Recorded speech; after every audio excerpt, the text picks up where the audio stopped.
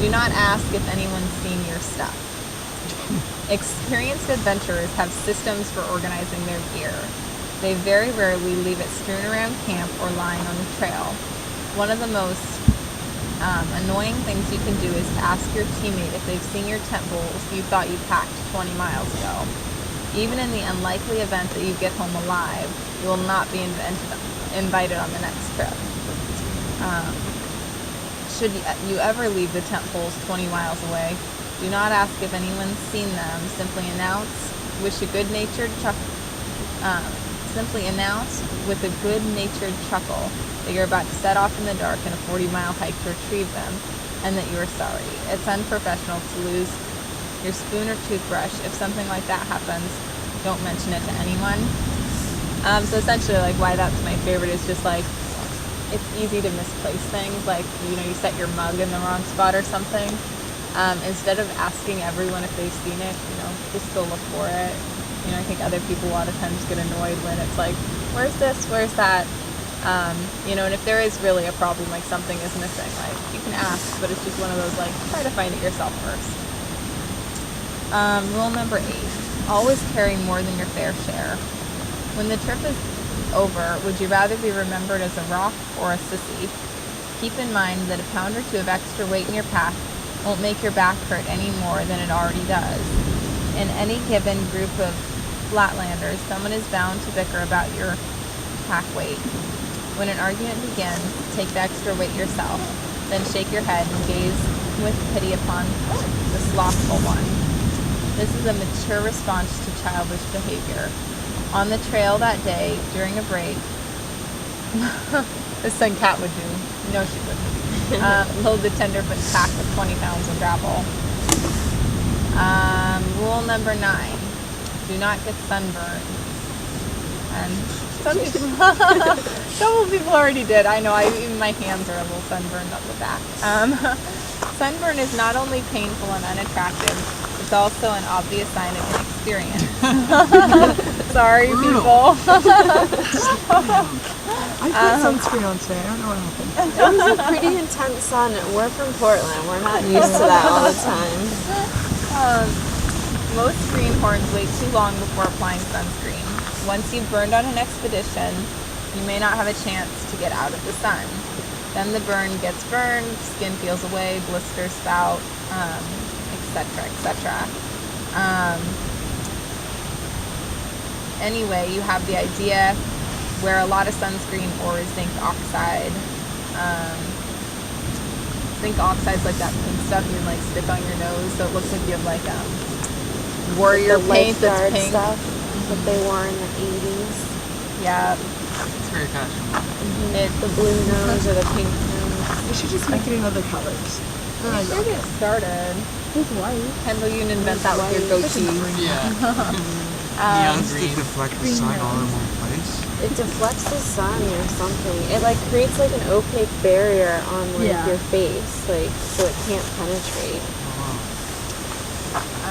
Okay, last but not least, rule number 10, do not get killed.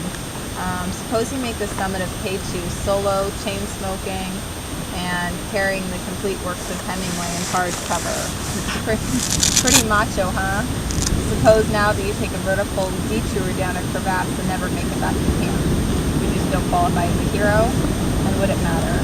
Nobody's gonna run any fingers through your chest hair. The worst thing is to have on your outdoor resume as a list of possible locations to be lost. And then to sum up, all expedition behavior really flows from this one principle. Think of your team, the beautiful machine first. You're merely a cog in that machine. If you have something to prove, forget about doing an expedition. Your team will never have more than one member. So I know most of this was kind of silly, like some of the things like, you know, if your hair is all messed up, you know, always wear a hat and whatnot. But I think that last sentence kind of just sums it up.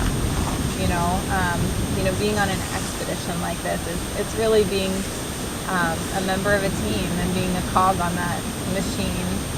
And we all do have, you know, a lot of tasks that we have to accomplish together. You know, cooking dinner and filtering water and setting up tents. and getting the campsite all ready and all those pieces. So, we all are members of a team, and just having empathy for other people and just really thinking about, where you fit into that machine and doing your part. I know sometimes it can be really hard, especially if you feel like you don't have as much experience in something or whatnot, but really just try to, use those experiences to learn and just to grow. And expedition behavior, that's something that is kind of just a never-ending growth cycle. I mean, every trip you learn something new you could have done. I've known of expeditions where they didn't have like expedition behavior competitions, like who can have the very best expedition behavior. So you have people who are getting up at there are people getting up at like 4 a.m. to make hot water and stuff for tea, and people aren't getting up till like 6 and whatnot. Like, it's kind of ridiculous what some people do in those things. But the big thing is just being mindful of other people and of yourself. I have one more little thing that I'd like to do kind of to sum up the evening. Kat or Drake, did you have any other kind of like major comments you wanted to talk about? No? Okay. So one of my favorite things, and kind of to end the day, and I was going to do quotes on expedition behavior, but I think it's kind of fitting just to do quotes anywhere. This is one of my favorite books. It's a book of wilderness quotes called Wilderness Wisdom. So what I'd kind of like to do is I'm just going to pass it around the circle, and everyone can kind of just open it up to any page, and just the first quote you see, it's kind of fun just to read it. And it's just kind of inspirational way to end the day. So I'll pass it around in my headlamp. So I'm just going to open it first. And the quote that I have is, "All of the sounds of earth are like music." Oscar Hammerstein. I'm going to pass it with the headlamp because not everyone has theirs on. So this first quote you see,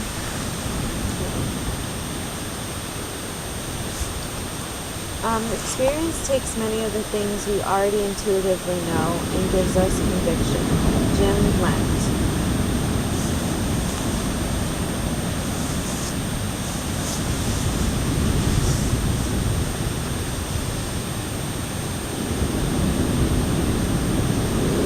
"If you conceal your secret from your friend, you deserve to lose it." Portuguese proverb.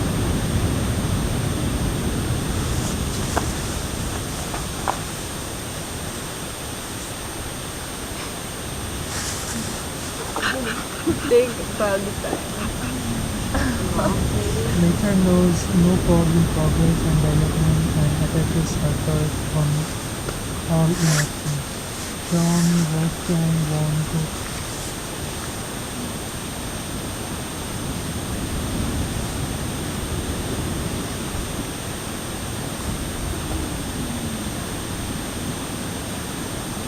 Knowing others is wisdom.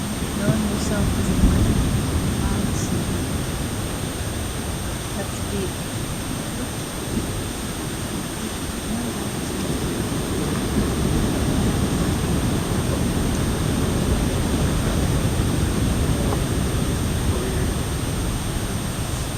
You can never have enough of nature. You must be refreshed by the sight of inexhaustible vigor of vast and titanic features.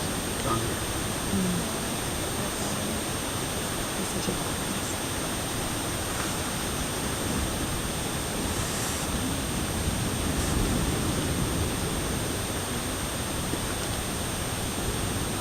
If you wish to return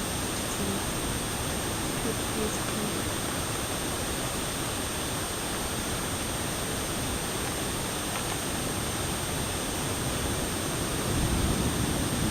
I am not afraid of storms, for I am learning how to sail my ship. Recently, Alcott.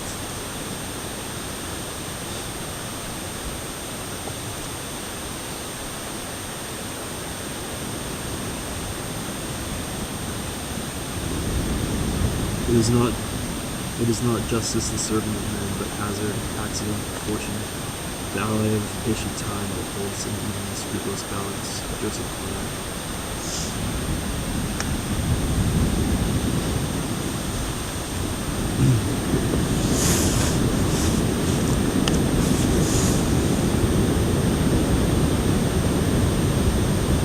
strange creature man is that he follows his own lust.